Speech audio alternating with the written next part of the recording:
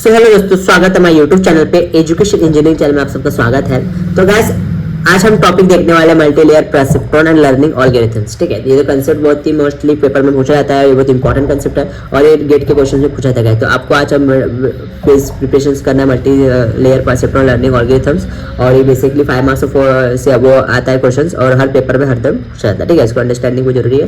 तो let's to start the videos. Okay, तो video start करने से पहले मैं आपको कुछ बोलना चाहता हूँ। अगर वीडियो पे आप नए हो या फिर आप वीडियो को फर्स्ट टाइम देख रहे हो तो वीडियो को लाइक और सब्सक्राइब जरूर कर लीजिए और बेल आइकन को प्रेस कर लीजिए और कमेंट में ये बता सकते हैं वीडियो कहाँ से देख रहे हो और कुछ डाउट्स है, कुछ क्वेश्चन है, आप हमें कमेंट में बता सकते हो। आपके डाउट क्वेश्चन को हम सॉल्व आउट कर सकते हैं और आपके रिलेटेड क्वेश्चन हम आपको प्रोवाइड करेंगे। Right, okay, let's to start continue the watching the videos.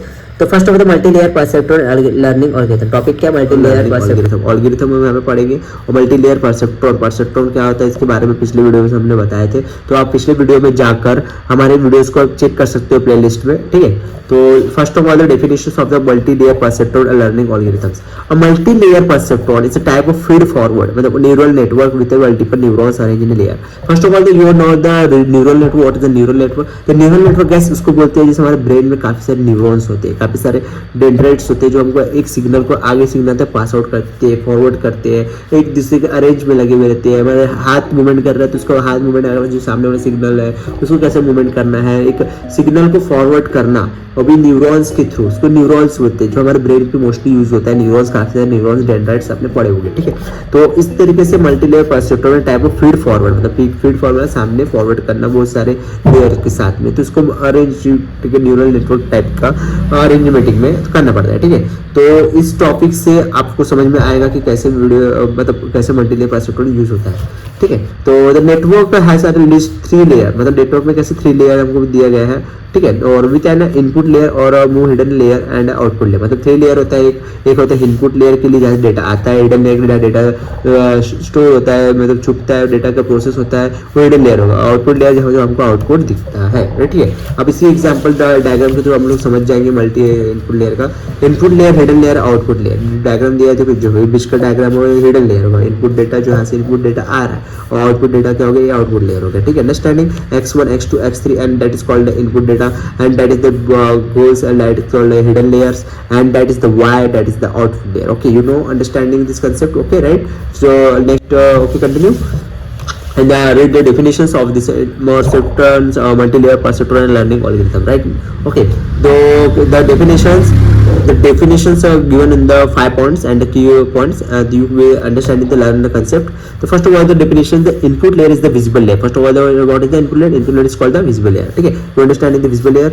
Okay, it is just passes the input to the next layer. It just passes the input to the next layer. Input layer pass the next layer. The layer following the input layer are the hidden layer. मतलब जब input data सामने pass out होता है, कहाँ पे pass out होता है? Hidden layer के पास पास आउट होता है। Right, you know understand the hidden layer is neither directly receive input nor send output to the external environment. hidden layer neither directly मतलब hidden layer में जो data है तो डायरेक्टली नहीं आता है, वो मतलब किसी इनपुट डेटा के पास से गुजर कर वो आउटपुट डेटा एक्सटर्नल एनवायरनमेंट पे जाता है। Right, understanding. देखो फर्स्ट ऑफ ऑल यहाँ से अंडरस्टैंडिंग में जो डेटा जो आ रहा है वो इनपुट डेटा के पास हिडन लेयर पे आ रहा है। तो ये डेटा देख लीजिए किस तरीके से आ रहा है। राइट, ठीक है, तो परसेप्ट्रॉन यहाँ से अब यहाँ से डेटा आ गया, आप डेटा आने का प्रोसेस भी हो गया। The final layer is the output layer and which is output single value और वेक्टर वैल्यू।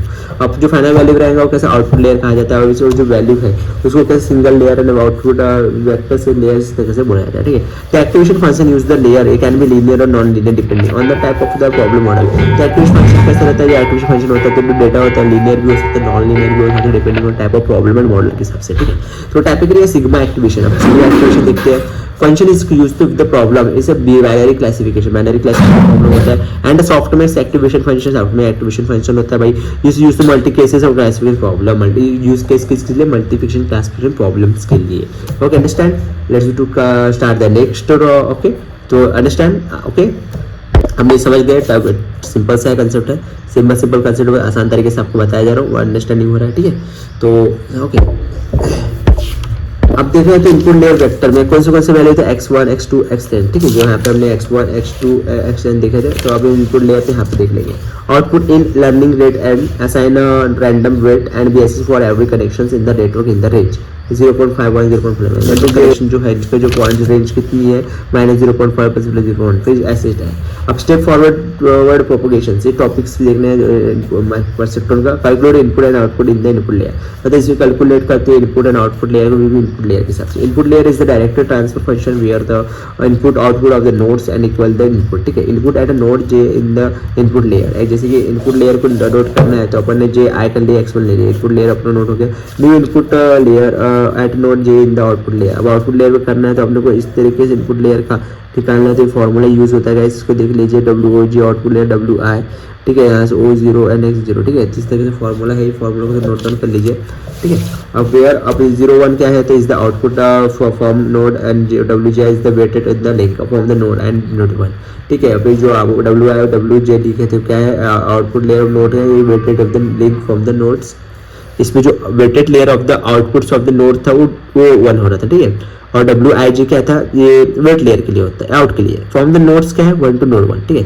अब X0 इज द क्या यूज हो रहा था, क्या जिसका is the input bias node 0 which is always consume as, ठीक है। O1 क्या था, is the weight in the leak from the bias node 1। Output of the nodes, ये जो हमने जो नोड लिए, ये सब नोड्स को हमने किस तरीके से लिए, इसका हमने थोड़ा सा इसका वैल्यू को एक्सप्लेन कर दिया है, ठीक है। अब यार क्या हुआ है, it is the input receive at a node, ठीक है। एस्टिमेटेड क्या बताया गया है, थोड़ा error eight the node in the input layer, ठीक है। एस्टिमेटेड बताया गया है यहाँ पे, कुछ एस्टिमेटेड एरर जब फाइंड आउट होता है, कुछ एरर फाइंड होता है, तो उसका भी एक फॉर्मूला हुआ है, एरर ओ पर जी एस्टिमेटेड, ठीक है। तो इस ऑपरेशंस को परफॉर्म करके फॉर्मूला को यूज़ करके आप कर सकते हो, ठीक है। तो अपने को where observe in the desire output value of the node in the output layer, ठीक है। और estimation is the estimation output value of the node in the output layer, ठीक है। Understand, that is the diagrams of the input layer, output layer, hidden layer, ठीक है। Input layer and hidden layer and output layer, ठीक है। That is the diagram understanding and let's to start the continue the to backward propagations of this concept. What is the backward propagations? The first of all calculate the error at each node for each unit के in the output layer, ठीक है। तो error रहता है जो nodes में find out होता है, और जो आउटपुट रहता है वो के आउटपुट एरर फाइंड आउट करेंगे, ठीक है। एक कुछ फार्मूला है, ठीक है। अब इसमें से where okay is the output value at node ये इन द आउटपुट लेयर, ठीक है। Okay is the desire output value of the node in the output layer,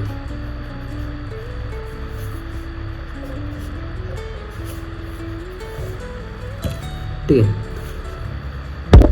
तो backward propagation calculate error at each node for each unit k in the output layer, ठीक है। Error हो गया, where okay is the output layer at node k in the output layer, और फिर से is the desire output layer of the nodes in the output layer for each unit in the hidden layer, ठीक है। Error जे और error, ठीक है। तो आपको क्वेश्चन समझ आ रहा है, ठीक है। तो वेयर O1 इज क्या is the output value eight the node J in the hidden layer, और is the error at a node K in the output layer. WI is the weight in the link from the node to node. Update are weight and bias update weight, ठीक है। और wait जे ले लिया हमने, और इसके x के बदले एरर फॉर्मूला यूज़ कर लिए, और वेट जे WIJ थी, वेट के जगह इसको हम पुट कर लिए।